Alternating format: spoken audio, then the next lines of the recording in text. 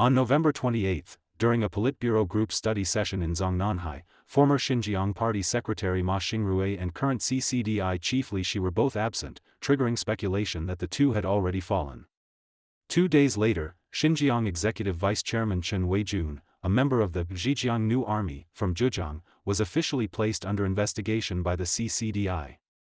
On December 3, Li Gang, former head of the CCDI disciplinary team stationed in the CCP Organization Department, was sentenced to 15 years in prison for taking more than 100 million yuan in bribes, and was widely regarded as a deliberate self-amputation directed at the Li Shi faction inside the discipline inspection system. Earlier, former CSRC chairman Huiman, who was investigated before the fourth plenum, had long been seen as deeply tied to Xi Jinping's Zhejiang circle. He is like a ticking time bomb, and no one knows who else will be blown up when he detonates. On the surface this all looks like another round of anti-corruption, but in reality it resembles a reverse purge. After tightening control of the military, Zhang Youxia and the party elders have now extended the knife toward Xi Jinping's most relied upon factions, the Zhejiang bloc, the Ningbo clique, and the Shaanxi gang, beginning to cut away at his three major pillars in the civilian bureaucracy, finance, and discipline inspection. The fourth plenum was not the endgame, but merely halftime in a fierce power struggle. The real second half may only just be beginning. Don't miss the next drop, subscribe and hit the bell. If stripping Xi of real control over the military before the fourth plenum was the first half, in which Zhang Youxia and the elders took back the gun, then the shocks around Chen Weijun, Huiman, Ma Xingrui, and Li Gang are the three heavy blows they are unleashing in the second half. The first blow cuts at Xi's local proxy and money man in Xinjiang. The second targets the financial overlord who controlled the lifeblood of the stock market. The third thrusts directly at Xi's final line of defense, the disciplinary knife handle of the CCDI. As these three blades fall simultaneously, Xi Jinping's once proud networks in the party and state, the Zhejiang New Army, the Ningbo clique, and the Shaanxi gang, are being hollowed out piece by piece. He may still sit in the highest chair, but the legs of that chair are already half sawed off beneath him. Just 2 days after former Xinjiang Party Secretary Ma Xingrui and CCDI boss Li Shi, the man holding the knife handle, were absent from the November 28 Politburo group study, Xinhua issued a short bulletin. Chen Weijun, a member of the Xinjiang Party Standing Committee and executive vice chairman of the regional government, was suspected of serious violations of discipline and law, and was under investigation by the CCDI and the National Supervisory Commission. On the surface this looks like only a vice-provincial official falling, but placed on the political timeline, it resembles the first domino of Xi Jinping's Zhejiang faction tipping over. First we need to sort out the relationships. Who is Chen Weijun? Born in 1966 in Ninghai, Ningbo, Zhejiang, he spent most of his career in Ningbo, Huzhou, and Wenzhou. He served as mayor and then party secretary of Huzhou, later becoming a member of the Zhejiang Provincial Standing Committee and party secretary of Wenzhou. In 2018 he was appointed vice governor of Zhejiang, a standard member of the Zhejiang New Army. In 2021, Zhejiang officialdom was rocked by the Ningbo, Hangzhou storm. Hangzhou Party Secretary Zhou Jiangyong fell, and behind him emerged whistleblower lawyer Huiman Chen and a series of big cases that dragged in a number of Ningbo and Hangzhou officials. At exactly this sensitive moment, Chen Weijun, also from Ningbo, was abruptly transferred by a single document to Xinjiang as a member of the Regional Party Standing Committee and executive vice chairman. On the surface this was billed as the center putting him to important use, but many observers saw it as a textbook case of luring the tiger away from the mountain. On the one hand, transferring senior Zhejiang officials who might be implicated removed them from the immediate line of fire and helped preserve the overall image of the Zhejiang New Army. On the other, it prepositioned one of their own people as chief steward for the incoming Xinjiang Party Secretary, Ma Xingrui. Multiple overseas commentators have claimed that after 2021, a series of large-scale infrastructure, energy, and airport expansion projects in Xinjiang were all coordinated by Chen Weijun and deeply tied to several private enterprises from Zhejiang and Ningbo. These claims have not been officially confirmed, but they do fit his long career steeped in the Zhejiang local network. Exiled commentator Jiang Wangjing, based in Australia, further alleged that in the early hours of November 28, Chen Weijun's wife and younger brother were taken away by the Hangzhou Discipline Inspection Commission. At the same time, 2 businessmen from Ningbo, said to have led the expansion of Urumqi Airport, were also detained. As soon as Chen Weijun fell, the first name that came to mind for many was Ma Xingrui. Ma, who became Xinjiang Party secretary at the end of 2021, was abruptly removed in July 2025 before his term ended, with the official notice saying only that he would be given another appointment. For months afterward there was no word of a new position. Rumors swirled that he was cooperating with a CCDI investigation and being softly detained at a cadre training center in Huangshan, Anhui. On November 28, he was absent from the Politburo group study, and foreign media and whistleblower outlets quickly pushed out further details, that investigators had found huge quantities of cash at the home of his brother Ma Xingchuan, that Ma's life secretary had been taken away in front of him and had given up extensive information on the family's finances, and that for years Ma had tried to shift blame for problems onto his wife, wrongly, but that line of defense could no longer hold. These claims are all from leaks and lack official documentation, but 2 points are clear. First, since Ma left Xinjiang, multiple former subordinates have either fallen or died suddenly. Second, his absence from a Politburo meeting is itself a highly sensitive signal. If Chen Weijun is the first domino, the direction in which it falls clearly points toward Ma Xingrui. The idea is to use the executive vice chairman's role to dredge up all the capital flows and project contracts from Ma's 3+ years in Xinjiang, and through testimony from white-glove relatives and personal secretaries, drag this Politburo member and former powerful regional boss directly into the spotlight. More crucially, Ma Xingrui is not merely a Xinjiang party secretary. He is also a hometown fellow of Xi Jinping's wife, Peng Liyuan, from Shandong's Yinchuan County. Because of this, he enjoyed green lights all the way in Guangdong and Xinjiang, and was once rumored to be heading to Beijing to take over as director of the CCP General Office. If even such a deeply trusted inner circle loyalist can no longer be protected, the message being sent is not just about anti-corruption. It is a political statement: even your people, we dare to move. Pulling the camera back from Xinjiang to eastern China reveals a subtler but equally lethal trail: Huzhou. Public records show that in October 2013, then Zhejiang Standing Committee member and Hangzhou Party Secretary Huang Kunming was transferred to Beijing as a vice minister in the Central Propaganda Department. 2 months later, in December 2013, Chen Weijun was moved from Ningbo to become deputy party secretary and acting mayor of Huzhou, later confirmed as mayor and then promoted in 2017 to party secretary of Huzhou. For those familiar with CCP officialdom, the meaning of this timing needs little explanation. Before Huang Kunming went to Beijing, someone had to take over the base he had cultivated for years. The person chosen is rarely drawn at random by the organization department, more often he is personally recommended by the departing boss. In other words, Chen Weijun is very likely not only a Xi loyalist, but also one of Huang Kunming's direct protégés. Add to this his origins in Ningbo and long stint in Wenzhou, and it becomes obvious that his network is tightly intertwined with the Ningbo clique and the wider Zhejiang faction. Han Zheng is from Cixi, Ningbo, and is considered one of the chief helmsmen of the Ningbo gang. Chen Min'er worked in Zhejiang for 31 years, for much of that time overseeing propaganda and ideology, and naturally dealt closely with local power brokers. Chen Weijun has toiled in Zhejiang officialdom for 35 years, it is impossible that their paths never crossed.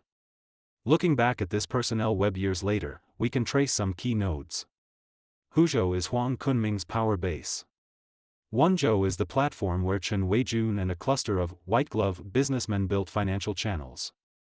Ningbo is the shared background linking Han Zheng, Chen Weijun, and many Zhejiang tycoons. Xinjiang then became the new stage where their model of resource integration could be replicated in a different region. Now that Chen Weijun has fallen, investigators only need to work backward from cadre evaluation documents around 2013 and ask, who signed off on letting him take over Huzhou, and who decided to move him from Zhejiang's core to Xinjiang? Once those questions are pursued, the fire naturally creeps toward Guangdong Party Secretary Huang Kunming and even Tianjin Party Secretary Chen Min'er.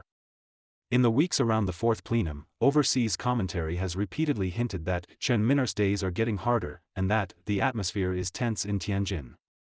None of this has been officially confirmed, but in terms of political logic it makes sense. Pulling up Chen Weijun to frighten a whole swath of the Zhejiang faction fits a clear pattern. If the Xinjiang line is aimed at Xi Jinping's regional satraps, then the Huiman case is targeted at his moneybag men in the financial system. Official information about is brief. In February 2024 he was removed as CSRC chairman and party secretary. In June 2024 he was shifted to a post as a member of the CPPCC Standing Committee and a full-time deputy director of its Economic Committee. In early September 2025, the CCDI announced that Huiman was suspected of serious violations of discipline and law and was under investigation. His resume shows him as a classic product of the Zhejiang financial faction. Born in Cangnan, Zhejiang, a graduate of the Zhejiang Banking School, he worked briefly at the People's Bank of China's Hangzhou branch before moving to Industrial and Commercial Bank of China, where he spent more than 30 years, rising from the grassroots to president and chairman. In 2019 he replaced Liu Xiyu as CSRC chairman. During his tenure, he drove an unprecedented registration-based IPO reform. Between 2019 and 2024, nearly 1,900 new stocks were listed on the A-share market, and refinancing volumes reached many trillions of yuan. Beyond official statistics, commentator Kai Xingrui has offered a more alarming characterization, alleging that under at least trillions in gray income circulated inside the financial system, and portraying him as the chief engineer of the Zhejiang faction in the capital market, helping Zhejiang business interests and elite families launder and transfer wealth overseas. These numbers cannot be independently verified and must be treated cautiously, but one point is clear: he is backed not just by a few mid-level cadres but by an entire human network of Zhejiang natives embedded in finance, state-owned enterprises, and securities. The timing is also sensitive. On February 19, 2025, former ICBC Vice President Zhang Hongli was sentenced to death with a 2-year reprieve for taking 177 million yuan in bribes. Many observers believe that some of the capital flows in Zhang's case relate directly to top-level decisions and share operations at ICBC headquarters. In that context, restarting a formal investigation into Huiman can hardly avoid being read as a signal: the Zhejiang network that once used the financial system to make and wash money is now being uprooted. For Xi Jinping, this is not just about one old subordinate in trouble. It means that his trust structure in the financial world, a structure built around his own people, is being ripped apart in public. Now we return to Li Shi. Who is he? He hails from Shaanxi and is considered a core figure in Xi Jinping's Shaanxi gang. His career has spanned Shaanxi, Liaoning, and Guangdong, and after the 18th Party Congress he rose swiftly. At the 20th Party Congress in 2022, he entered the Politburo Standing Committee and became CCDI secretary, taking up the post widely described as holding the knife handle. In recent years Li Shi has shouted the slogans of the two establishes and two safeguards the loudest, and he was a prominent voice at any meeting touching on anti-corruption or self-revolution. But the narrative shifted abruptly after the fourth plenum. On November 28, he was absent from the Politburo group study.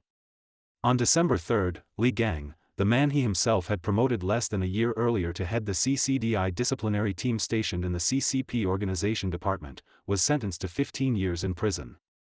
Officially, Li Gang's crimes were that from 1998 to 2024 he used posts including local official, investment promotion director, provincial standing committee member, and vice governor to take bribes totaling over 100 million yuan. In September 2023 he had been transferred to Beijing as head of the CCDI team at the organization department. In September 2024 he was investigated, in April 2025 he was expelled from the party and removed from office, and in December he was sentenced. The key questions are obvious. Who pushed Li Gang into Beijing and who decided he should guard the organization department? The answer is beyond doubt: Li Shi.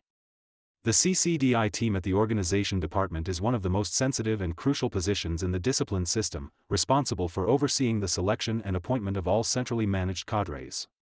Now that a man in that position has been exposed as a 100 million yuan mole, public opinion naturally asks, was Li Shi simply blind in judging character, or did he deliberately look the other way? When the handle of the anti-corruption knife itself is corroded, can that knife still be considered firmly in Xi Jinping's hand? Overseas analysts have floated two extreme possibilities. One is that Li Shi is being forced to cut off a limb to save the body, sacrificing Li Gang as an offering to the elder faction in exchange for his own safety. The other is that Li Shi himself has already been added to the purge list, and his absence from the Politburo study means he has entered a state of being investigated. Neither hypothesis has official proof and can only be treated as logical speculation. But either way, for Xi the implication is the same: even this last line of defense, the disciplinary knife handle is no longer secure. If we now place the Xinjiang line, the Zhejiang financial line, and the discipline inspection line side by side, a certain pattern emerges. First, the gun. Around the fourth plenum, 9 sitting generals were dealt with in one sweep, and CMC Vice Chairman Zhang Youxia clearly gained further prominence in matters of military control. Editorials and commentaries in the PLA Daily repeatedly emphasized resolutely safeguarding the CMC's unified leadership, but subtly downplayed the 2 safeguards, which many military watchers interpret as reluctance to be absolutely obedient to Xi. Second, the money. From the aerospace faction, to the Shangxi clique, to the Zhejiang gang, one block after another once viewed as populated by Xi's own men in the financial system is blowing up.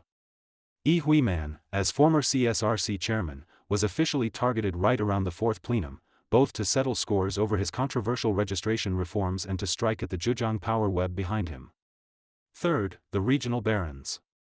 Along the Xinjiang route, since Ma Xingrui's departure, a number of his former subordinates in the political legal system, the XPCC, and the regional party and government organs have fallen or died suddenly.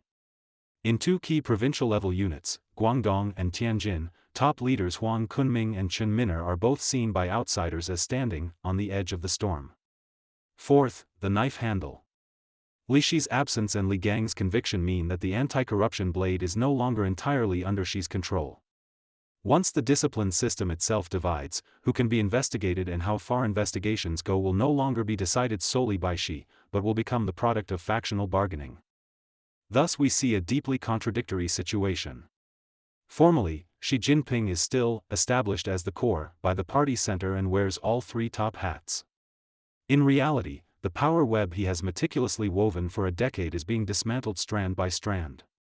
In the army, Zhang Youxia has become the de facto commander. In the State Council, Premier Li Chang must watch the faces of the elders and provincial barons. In party affairs, Kai Chi may still sit as Xi's chief of staff, but if local authorities, the military, and the discipline system no longer follow his orders, all he is left holding is a pen that issues documents. Under such conditions, even if Xi still sits in the highest chair, more and more of his power is on paper, not embodied in real guns, money, or personnel. Some say that after the fourth plenum, nothing has changed, and Xi Jinping continues to sit firmly on the fishing platform. But the events that have unfolded in just the few days from late November to early December tell a different story. Xi's key allies Ma Xingrui and Li Shi missed the Politburo meeting. Xinjiang Executive Vice Chairman Chen Weijun fell, pulling on a Zhejiang network that reaches toward Ma Xingrui, Huang Kunming, and Chen in the financial system. The trillion-level time bomb, Huiman, was formally detonated, and in the discipline system, Li Shi's personally promoted mole, Li Gang at the organization department was sentenced to 15 years. Taken together, these moves show that the fourth plenum was only half-time, not the final whistle. In the first half, Xi Jinping used anti-corruption to purge others. In the second half, others have begun using anti-corruption to purge Xi's people. What happens next? Will Ma Xingrui become the first Politburo member taken down after the 20th Party Congress? Can Huang Kunming and Chen 2 of Xi's Zhejiang left and right arms, escape unscathed? Is Li Shi merely cutting off a finger to save the hand, or will he himself be pushed into the dock? There will be no quick official answers to these questions. But one thing is certain, once you see more and more of his own people placed on the chopping block, it means that the man who once brandished the slogan, "Turn the anti-corruption blade inward," is no longer the only wielder of that blade and is instead becoming one of its targets. History plays no favorites. You watch him entertain honored guests, you watch his tower collapse. After the fourth plenum, the second act of drama on the CCP's political stage is only now beginning.